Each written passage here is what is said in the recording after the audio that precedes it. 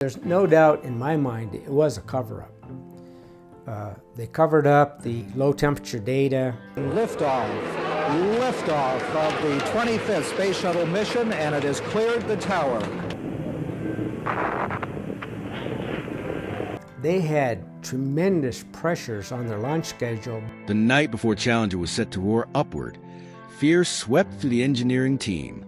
They begged NASA to wait because the freezing air would strain every seal. Management turned them away. One shaken engineer even told his wife, "It's going to blow up." Morning came, and millions watched their screens in horror as 7 brave astronauts vanished in a fireball. NASA had tracked the booster flaw since 1977, yet flights kept rolling.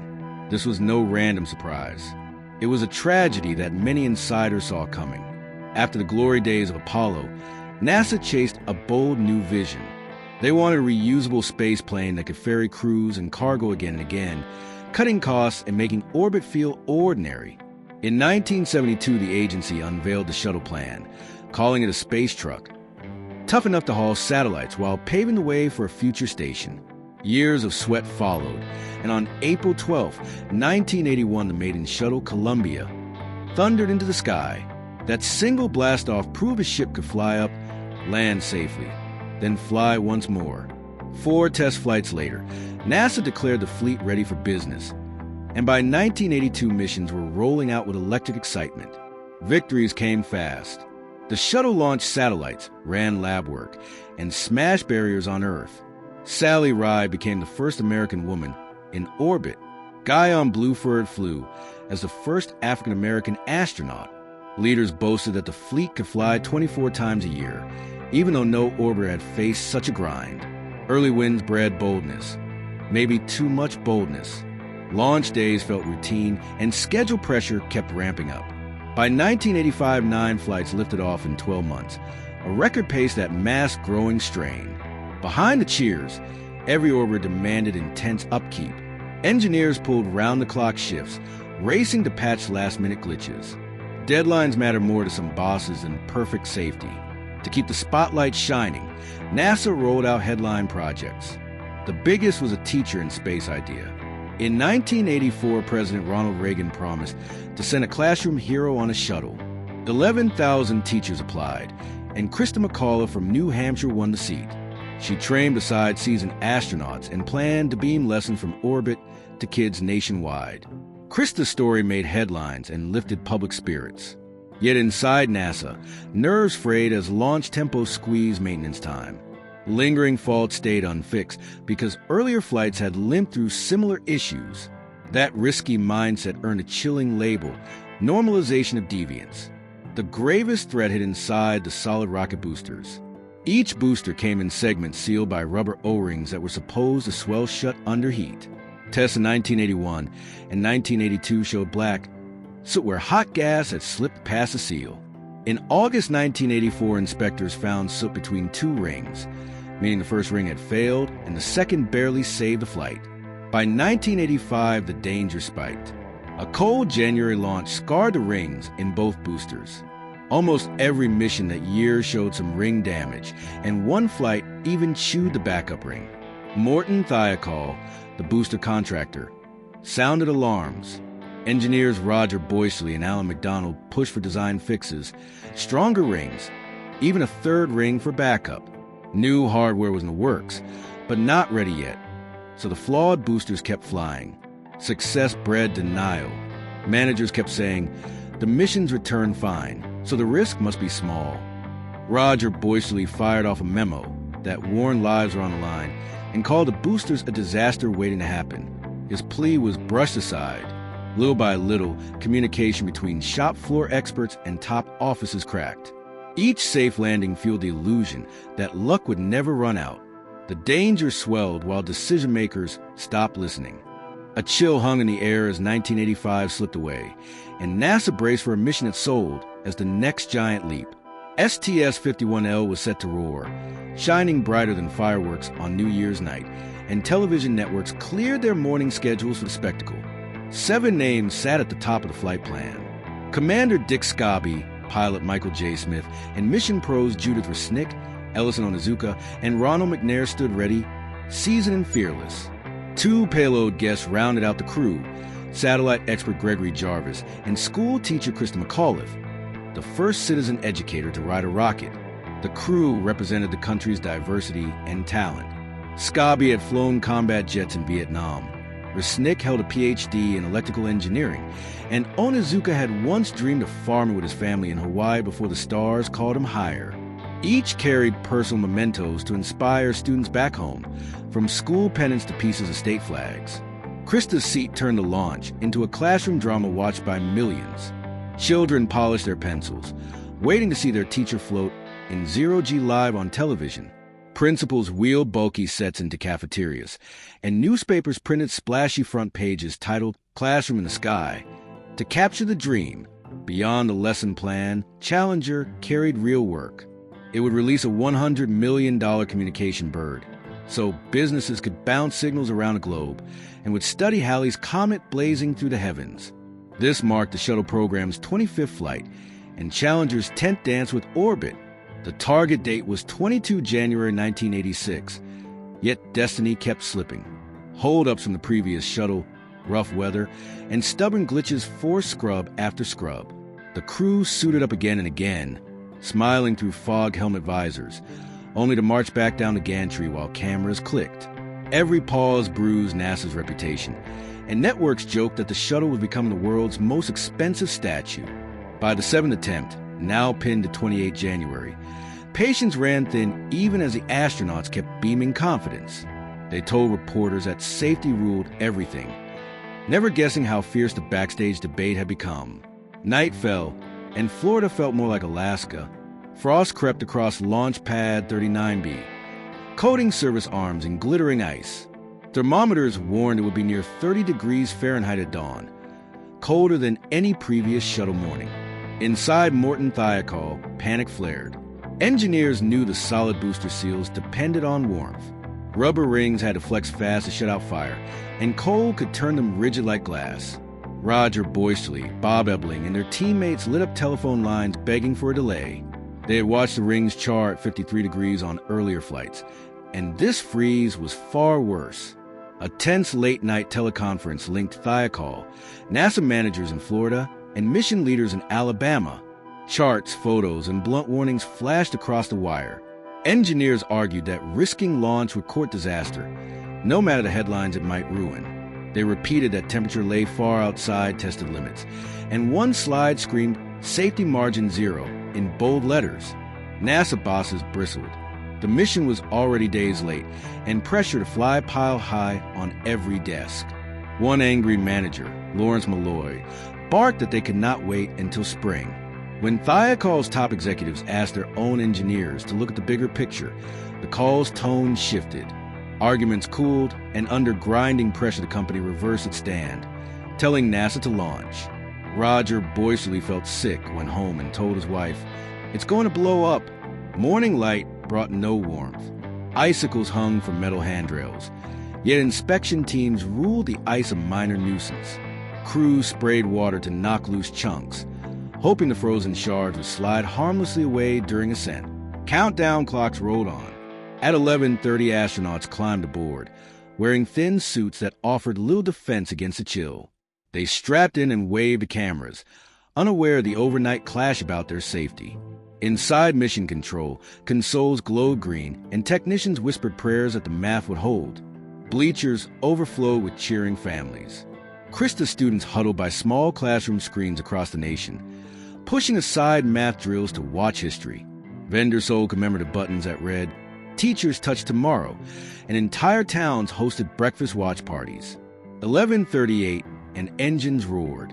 Orange flames stabbed the platform as Challenger climbed, slow at first and racing into a crystal blue sky. Crowds erupted with delight. Few noticed faint gray puffs leaking from the right booster almost in the first heartbeat of flight. The primary O-ring never sealed, but the shuttle climbed anyway. 1 minute in, Challenger hit max Q, the roughest air the stack would face. Houston radioed that engines could throttle up, and Commander Scobie answered, "Roger, go at throttle up." 73 seconds after liftoff, the sky ripped open. A brilliant burst engulfed the vehicle, and metal shards sprayed the sea. Gasps rolled through the viewing crowd as the shuttle broke apart before their eyes. Mission Control froze in stunned silence before a muted voice said there had been a major malfunction. Telemetry vanished, leaving only heartbreak on the screens. Weeks of digging uncovered the cruel chain inside those first 73 seconds. Challenger had not detonated like dynamite. Instead, structural loads tore apart once hot gas sliced through the right booster joint. The disaster began the instant the rockets ignited. Frozen rubber stayed stiff, a gap opened, and a jet of flame licked the external tank. For a short climb, bits of char material plugged the breach, buying seconds that fooled everyone watching. As the shuttle punched into high-altitude winds, vibrations knocked the plug loose. A sheet of fire shot sideways, burned to the strut holding the booster to the tank, and ruptured the huge liquid fuel reservoir. The tank split and flaming propellant fed the fireball that destroyed the vehicle. Divers later found shuttle wreckage scattered across the Atlantic like a grim puzzle, and each piece repeated the same story. Warnings had been silenced, and safety had been under schedule strain. Every shattered fragment echoed the engineer's plea that being late is always better than being lost. At just 64 seconds into flight, a tiny flame flickered on Challenger's right booster, and that spark sealed the shuttle's fate. It burned hotter by the second, slicing straight into the massive external fuel tank. Within moments, the fire ripped a hole through the tank's side. Super cold hydrogen and oxygen mixed and triggered a violent blast. By 73 seconds, disaster struck full force. The right booster snapped loose and slammed into the tank. The whole structure came apart in midair. Challenger was no match for the chaos. Traveling at nearly twice the speed of sound, the shuttle shattered. Its nose, tail, and wings broke away like paper in a storm of freezing, high-altitude winds. On live TV, it looked like the shuttle had exploded all at once. But that wasn't true. It was the fuel igniting, and the torn-apart pieces scattering in every direction. The two rocket boosters, still firing like wild torpedoes, spun out of control until ground teams destroyed them to prevent more danger. Inside Mission Control, a voice trembled over the radio. "We have a report from the flight dynamics officer that the vehicle has exploded." Shock filled the room. Controllers froze, helpless, stunned, unable to stop what had already happened. Emergency plans kicked in instantly. Doors were locked, data systems were sealed, and search teams raced toward the ocean, about 20 miles off Florida's coast, where pieces of Challenger rained down. But the most painful mystery was the fate of the crew. The astronaut cabin had separated from the wreck and kept flying. It didn't catch fire. It didn't break apart. In fact, it rose to about 65,000 feet before falling back to Earth. The cabin was built strong. It stayed mostly whole. Inside, the astronauts were slammed around by brutal forces. But investigators later found chilling signs. Some of them had survived the breakup. 3 emergency air packs had been switched on by hand. Commander Scobby's wasn't touched, but pilot Mike Smith's and 2 others were. Even worse, switches inside the cockpit had been moved from their launch settings. Mike Smith may have been trying to regain control. It must have been terrifying. The cabin had no power. It was falling fast, losing air pressure. That likely made the crew lose consciousness before the final crash.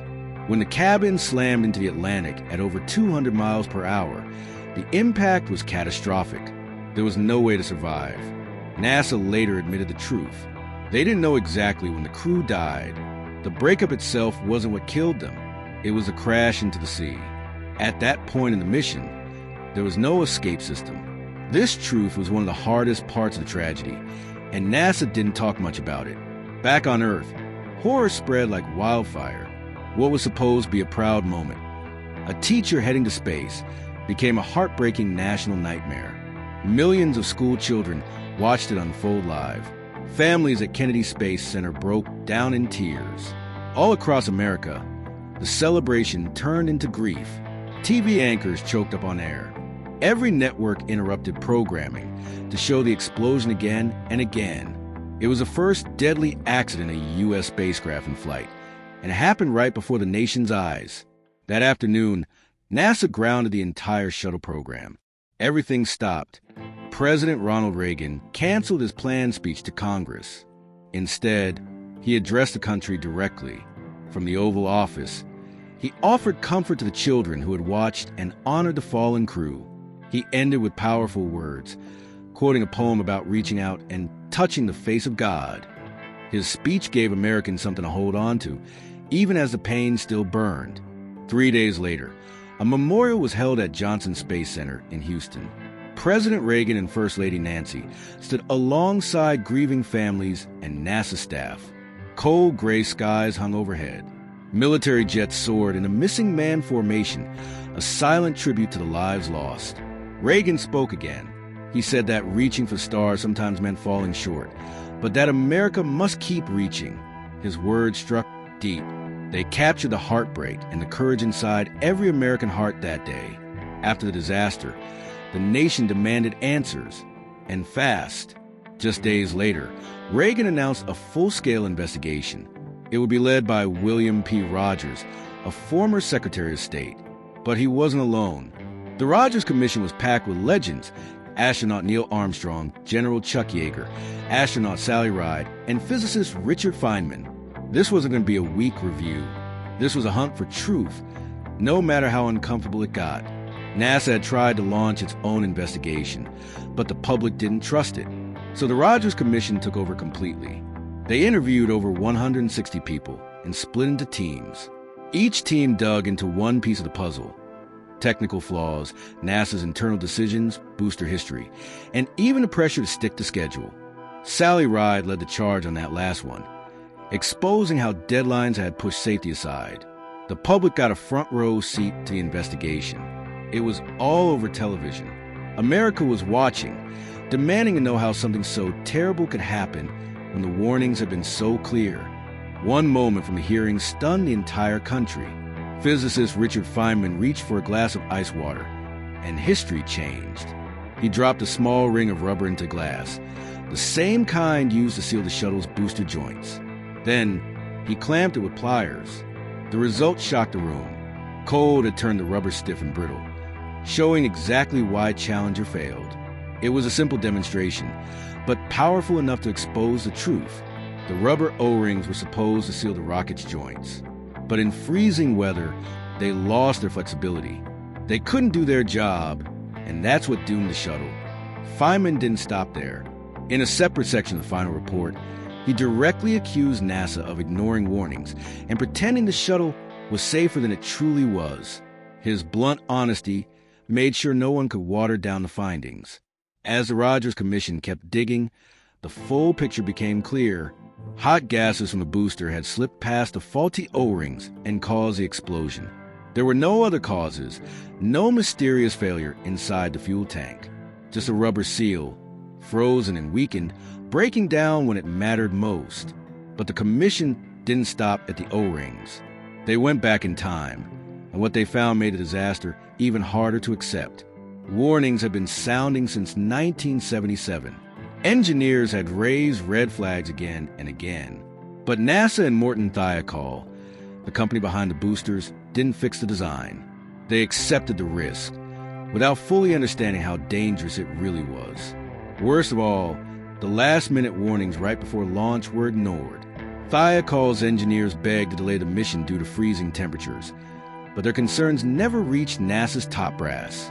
Instead, middle managers, under pressure to stay on schedule, made the final call. The Rogers Commission exposed a system that had completely broken down. If the right people had heard the engineers, the launch could have been delayed, and 7 lives might have been saved. There were even rumors that the White House pushed NASA to launch before President Reagan's State of the Union speech. Some believed the Teacher in Space mission would have made for a perfect PR during the address. But the Commission didn't find hard proof of that. Reagan's draft speech only mentioned a minor space experiment, not Chris McAuliffe or a classroom from orbit. So, in the end, the pressure seemed to come from inside NASA. Leaders had promised Congress a busy launch schedule, and they were determined to meet it. The final report, released in June 1986, didn't just blame the failed rubber ring. It blamed the system. The Commission issued 9 powerful recommendations. First, redesign the joints so this kind of failure could never happen again. Second, overhaul NASA's entire management structure. From now on, engineers' warnings had to be heard by the people in charge. They also called for a brand new safety office, reporting directly to NASA's highest leader. Astronauts needed to be included in key safety decisions, too. After all, they were the ones putting their lives on the line. The message was clear. If NASA had just listened to its engineers, the Challenger launch would never have happened that day. Back on January 27, 1986, Thiokol's engineers were firm. They warned that the cold could destroy the shuttle. If anyone had taken that seriously, the launch would have been pushed back by days, or even weeks. With warmer weather, the rubber seals would have worked. The shuttle would have launched safely, completed its mission, and returned home. Krista McAuliffe would have gone back to her classroom, celebrated as a hero. Sure, there would have been jokes about another NASA delay, but that would have been better than tragedy. And behind the scenes, NASA could have quietly solved the O-ring problem, without anyone ever knowing how close they came to losing a crew. But that's not what happened. Inside NASA, one thing mattered more than anything else: launch on time. That obsession with the schedule blinded people to the risks. And when you chase deadlines over safety, disaster isn't just possible, it's guaranteed. The truth is, Challenger wasn't lost because no one saw the danger. It was lost because the people who did see it were ignored. There's also been ongoing talk about whether political pressure from Washington helped cause the disaster. Some still wonder. Did the White House push for liftoff to match Reagan's big speech? Did NASA feel pushed to launch on that exact day? No one ever found a direct order from the president or his staff. But in a place like NASA, even a whisper from the top can feel like a command. Delays had already frustrated the program. Maybe someone thought, we just can't wait anymore, not when the president is watching. We can't say for sure. That part may never be proven. But it's easy to imagine how silent pressure, real or imagined, can lead to risky decisions. Some people have asked deeper questions. Did politics and business influence how the shuttle was built in the first place? Thiokol had landed the booster contract after heavy lobbying. Some believe that design compromises were made just to win that deal. Fixing the flaws might have cost too much time and money. And the official investigation found no proof of corruption, but it did uncover something just as dangerous. Fear. Fear of speaking up. Fear of losing contracts. Fear of being the one who delayed the shuttle program. The engineers knew the boosters had flaws, but executives didn't want to rock the boat or lose NASA's trust. By the time Thiokol finally pushed for a full redesign in 1985, it was already too late. In the culture of big organizations, bad news often gets buried. People protect deadlines instead of protecting lives. And Challenger became the ultimate cost of that mindset. But what if Challenger had survived that launch? What if the cold hadn't mattered, and the O-rings had held together just long enough? The mission would have succeeded. Krista McAuliffe would have taught her lessons from orbit. The Teacher in Space program would have continued. Barbara Morgan, her backup, might have flown next. NASA would have pushed out more launches in 1986, right on schedule. But the danger would still be hiding. The O-ring flaw wouldn't have been discovered. And eventually, maybe during a secret military flight, the next shuttle might have failed. The explosion could have been even worse. The next crew might have died with zero warning. It's a terrifying thought, but a real one. Challenger's tragedy was a wake-up call the world didn't want, but desperately needed. Because if the system hadn't failed that morning, it might have failed later and killed even more.